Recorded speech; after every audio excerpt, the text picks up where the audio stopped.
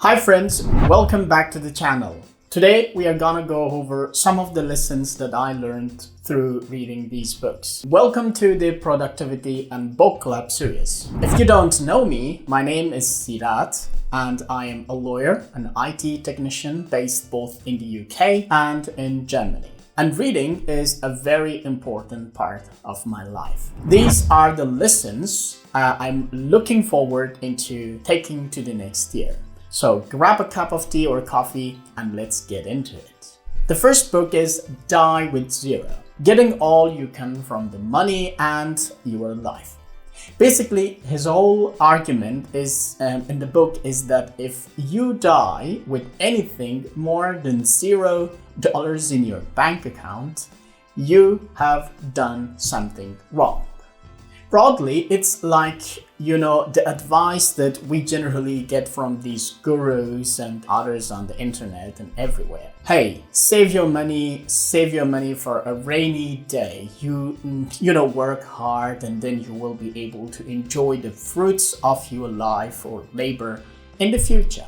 But the thing that Bill talks about in the book is that a lot of us take that way too far, and even when you have gotten to the point where you have made enough money in your life, we still are in like that saving mindset and we are looking to save more and more. And his main point is that the whole point of life is to have meaningful experiences with the people that we love, that helps us feel more fulfilled. And we should kind of get better at spending money. And this is a lesson I have taken from the book. I think I'm also very much in the accumulation part of my life where I need to make more and more and more money. This made me realize that actually the real things that matter in life are more about the experiences, more about the relationship, more about having experiences with our loved ones.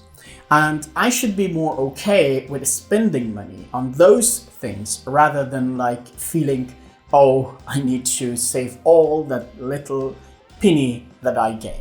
So this is an interesting lesson and I am taking this forward to the next years. Happy 60 Millionaire.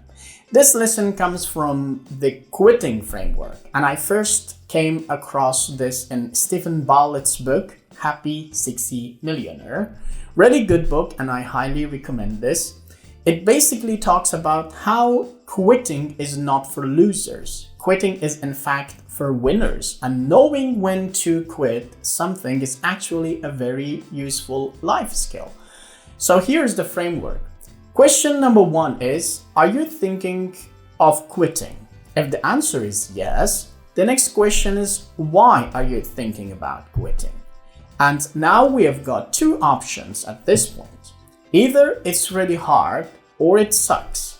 Now, if it's really hard, the next question is the challenge worth the potential reward? And if it is, then we continue. And if it's not, we just quit.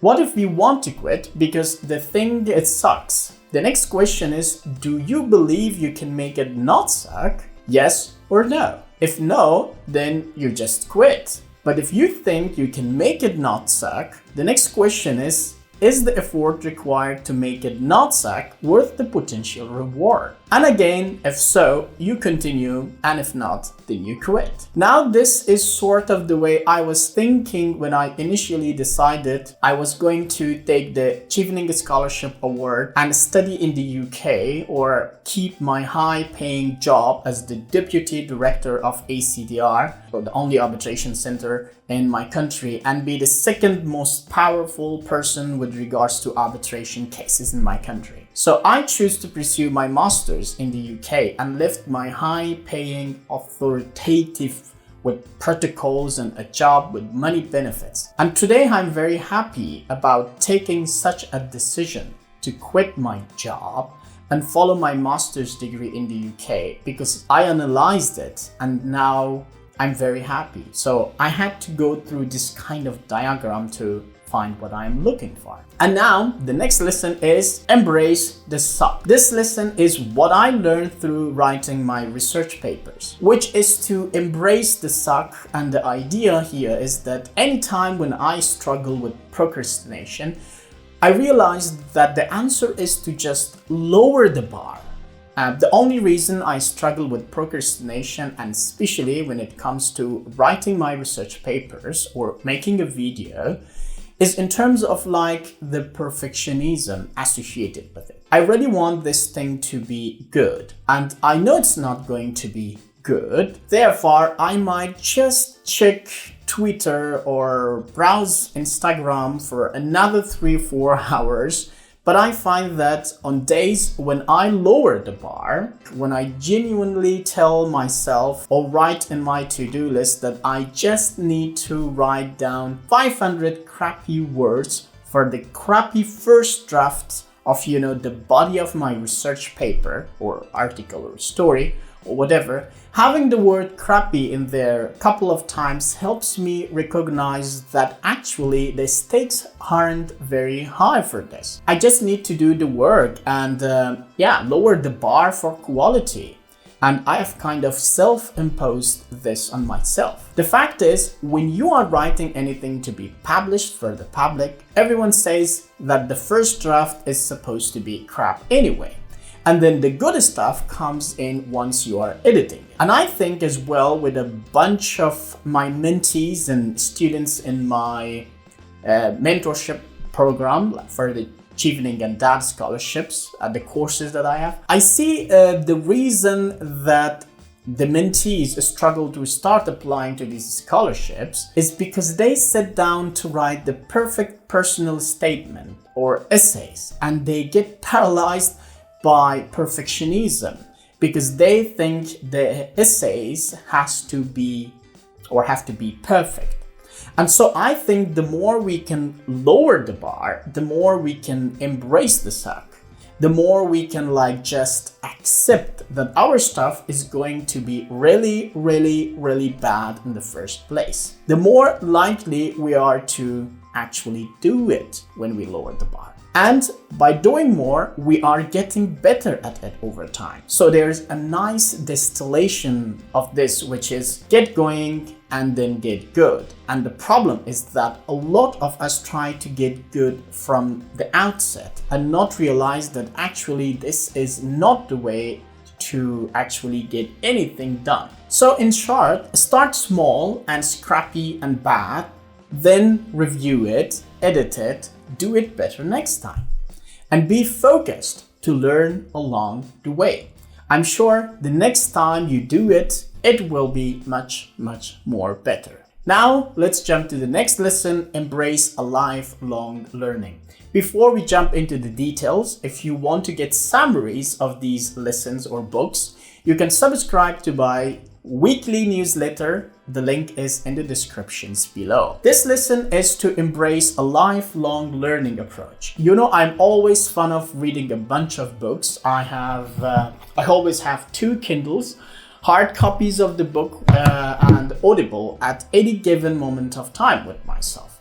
Beside these, another area in which I find really helpful that I followed doing for the last 10 years, till now, I always take online courses over many different platforms. Why I'm telling you this, let me give you a practical example. I used to learn IT, computer science in general, and many other technology-related stuff online.